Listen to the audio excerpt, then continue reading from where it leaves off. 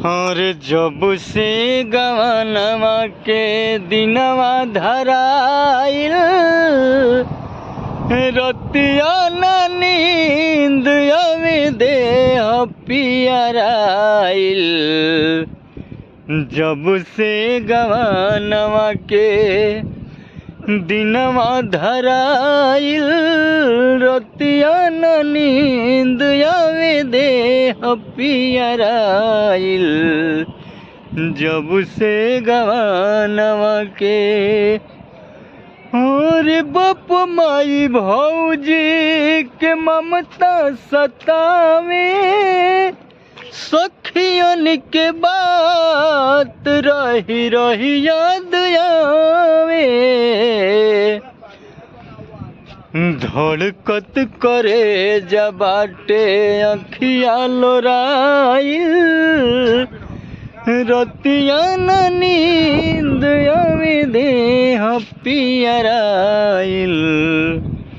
कि जब से गवनवा के दिनवा धराइल रतिया ना नींद आवे देह पियराइल।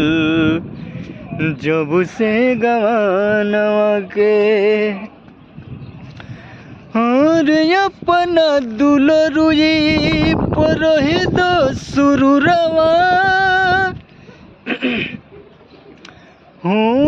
अपना दुलरुई पर दो गुरुरवा भिन के ले माछी कवनो कैनी ना कसूरवा।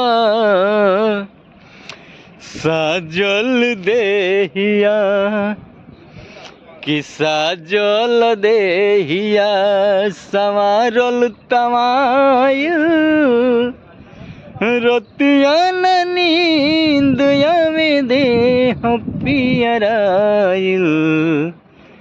जब से गवनवा के दिनवा धराइल रतिया ना नींद आवे देह पियराइल। हो जब से गवनवा के दिनवा धराइल रतिया ना नींद आवे देह पियराइल। कि जब से गवनवा के और घर परिवार रोवे रोवे गाँव टोला मोरा करनी के चर्चा घरे घरे होला। जवन कुछ याद रहे जवन कुछ याद रहे अचके भुलाइल रतिया ना नींद आवे देह पियराइल। जब से गवनवा के दिनवा धराइल रतिया ना नींद आवे देह पियराइल। जब से गवनवा के